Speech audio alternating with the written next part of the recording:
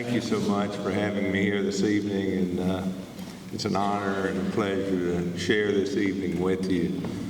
This evening means something particularly special to me, since we're honoring the maritime industry. And my father began his career at sea in the North Atlantic during World War II in the Coast Guard, and whenever he completed his service, he transitioned to the Merchant Marine, where he served for 58 years. He made his last trip when he was 77 years old.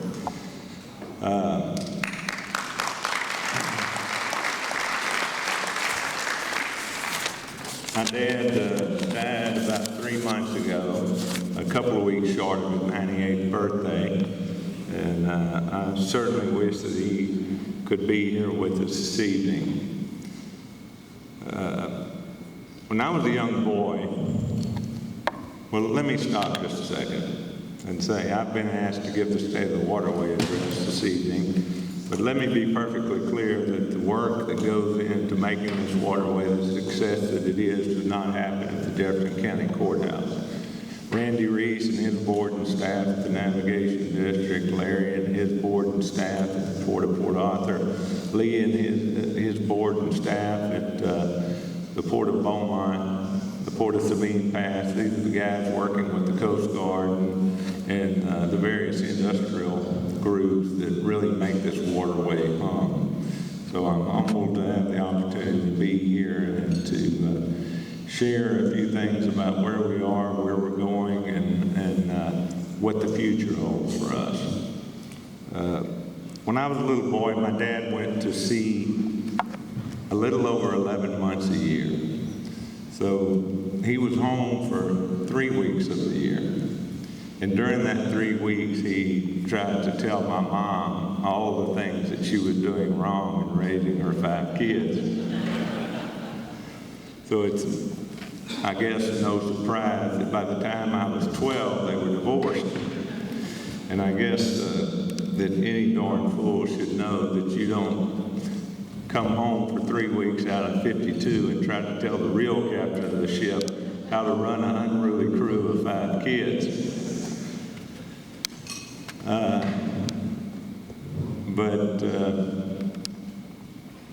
You know, he was, I miss him terribly, and I like to think that my mom did a wonderful job. I have 4 siblings that I love very much, and the only one she messed up on was the one that became a politician. So, where are we? I wanted to say very briefly a little bit of our Coastal Restoration and Protection Program. Many of you have heard me speak about it in the past, and I don't want to bore you with it, but we know that Jefferson County is home to the largest Chenier marsh in the state of Texas. That marsh is important economically, environmentally, ecologically, and recreationally, but it's been under attack for the last 80 years since the Gulf Intercoastal Waterway was built. The digging of the Intercoastal Waterway cut off the normal sheet flow of irrigation from the higher elevation marshes on the north, the lower elevation marshes on the north. And in 1977, the Texas Parks and Wildlife Department cut a fish pass into Keith Lake, which over the course of 30 years eroded to 4 times its original size. And then we had Hurricanes Rita and Ike in 2005 and 2008 that completely destroyed our beach dune system and left our marshes susceptible to saltwater inflows, even at normal high tide. So our marsh has been in a steady state of decline, but fortunately in the last several years, since the BP oil spill, we've gone after the Gulf Environmental Benefit Fund, Natural Resources Damages Act, the Gulf of Mexico Energy Security Act funding, the Coastal Erosion Protection and Response Act funding, and I'm proud to say that as we stand here today, we've received over $114 million in funding for coastal restoration. On June 3rd, we'll begin construction on freshwater siphons that will reestablish freshwater inflows from underneath the Gulf Intercoastal Waterway to the southern marshes. In August, hopefully, we'll have our Corps of Engineers permit. We'll begin pumping water from a paleo riverbed 1.5 miles offshore up onto the beach and reestablish our beach dune system to where it was 100 years ago. And so we're excited about those prospects. When I was 17 years old, the most exciting thing for me was the prospect of finding a six-pack of Lone Star beer on Friday night after I'd finished a football game. 40 years later, the most exciting thing for me is to talk about the deepening of the Sabine Nature Ship Channel. So I want to talk about where we are. I can't read my notes because there's not enough light up here, but here's where Jefferson County is. When I go to Washington, D.C. and meet with Senators Cornyn and Cruz and our congressmen and the members of the various agencies, I tell them Jefferson County is the most important place in the United States that you never heard of. We've got 256,000 people. But we're responsible for producing about 10% of the diesel fuel in the United States, about 13% of the gasoline, 50% of the commercial aviation fuel, 78% of the military aviation fuel. We've got the #1 military offload port in the United States with the #1 crude exporter, the #1 LNG exporter. The section of the Gulf Intercoastal Waterway that passes in front of this building is the busiest for maritime commerce in the entire United States. We're the #1 bulk liquids carrier in the United States. And we're the #3 port by tonnage in the United States. And I've got a feeling with Port Arthur LNG and Golden Pass LNG coming online that we're going to take over the #2 or #1 spot very soon. We're home to the first 8.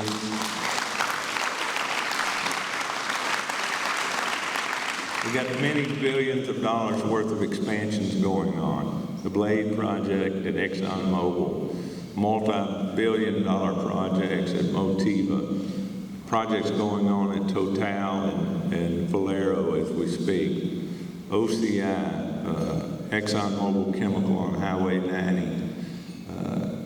It is phenomenal to consider the amount of money that's being spent and the miracle that hydraulic fracturing has created in the renaissance in the American energy industry.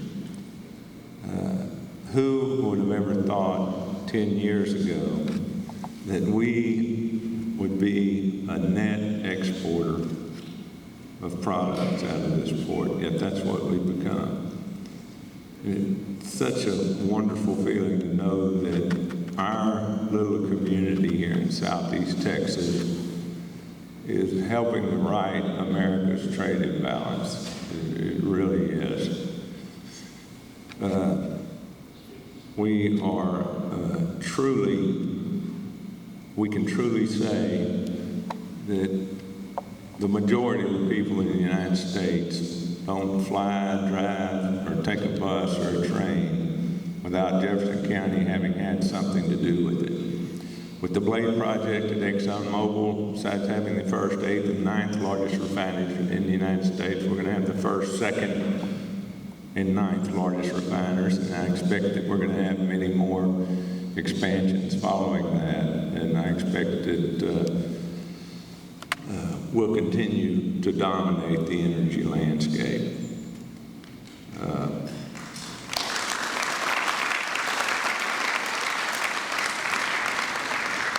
What we're looking at as we move forward is moving our waterway from being a 40-foot channel to a 48-foot channel with a 4-foot overdraft for future maintenance and operations, bringing our channel to 52-foot. I want to give credit to Randy Rees for being dogged and his determination, doing whatever needs to be done to make sure that our representatives in Washington and in Austin know how important this waterway is. And and trying to further our attempts at getting federal appropriations.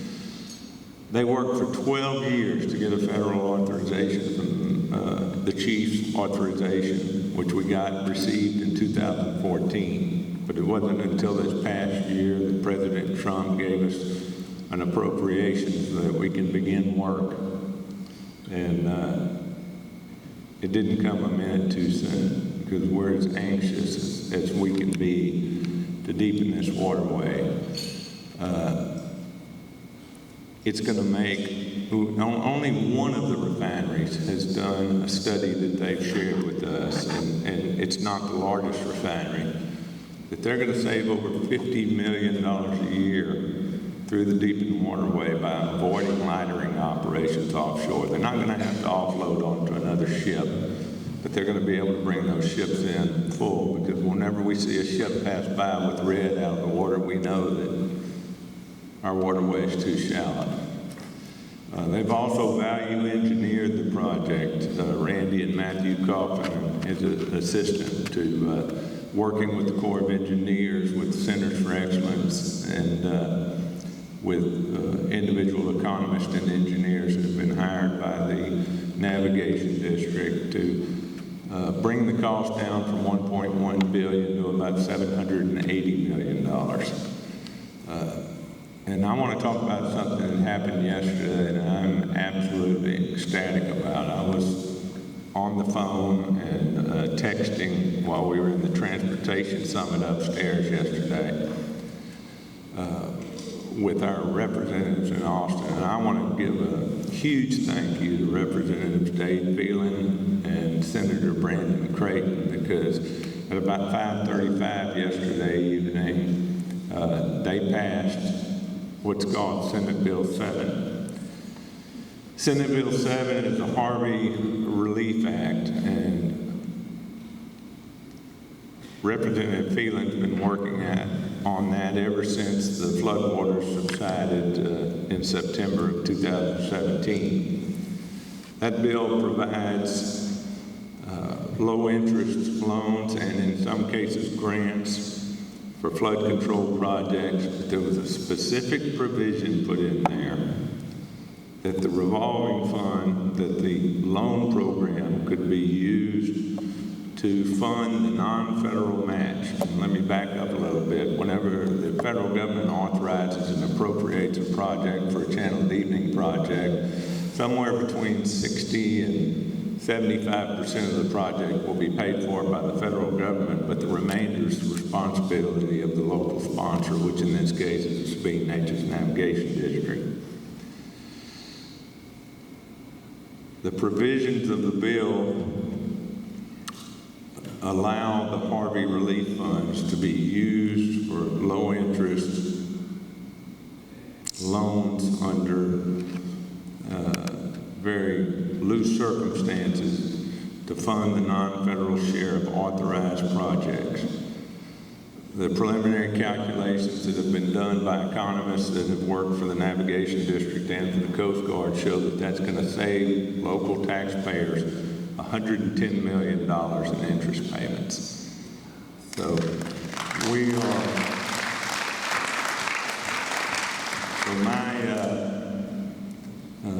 most humble gratitude is extended to both Representative Phelan and Senator Creighton this evening for having the fortitude in the face of opposition from West Texas legislatures to have that provision inserted in the law and get it passed. And we're awaiting the governor's signature, but we'll also have to remember, and I want all of you in November to remember, that House Bill 4, which is the Appropriations Act that funds this bill, will need to be voted on as a constitutional amendment. And so I want to ask all of you in November to vote for that constitutional provision that will help fund the deepening of our waterway. I wish I could see.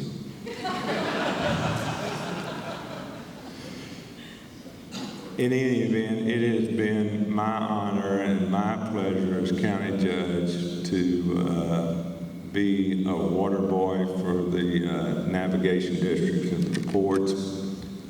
They have done a phenomenal job. I look forward with the greatest of anticipation to seeing a 48-foot waterway, to seeing no red on the ships that transit our waterway. And by the way, I want to also mention that the navigation district has worked with the economists to attempt to find a way to work with industry who have agreed in principle through various mechanisms which can't be talked about right now to carry a large part of the expense of the deepening project so that the cost to the local taxpayer through property taxes is extremely minimal. So we'll look forward to announcing more about that in the future, but thank you so much for having the opportunity, for giving me the opportunity to visit with you tonight. Thank you for your support of the maritime industry. It's very near and dear to my heart. And I thank all of you who are involved in the maritime industry for the wonderful work that you do, because I've got a sheet here that talks about the economic benefits of the waterway. I left my phone in the car, so I don't have my flashlight, but at the present time, the waterway supports 244,000 permanent jobs. With the deepening project, it's going to support 336,000 new permanent jobs for a total of 580,000 Texas jobs.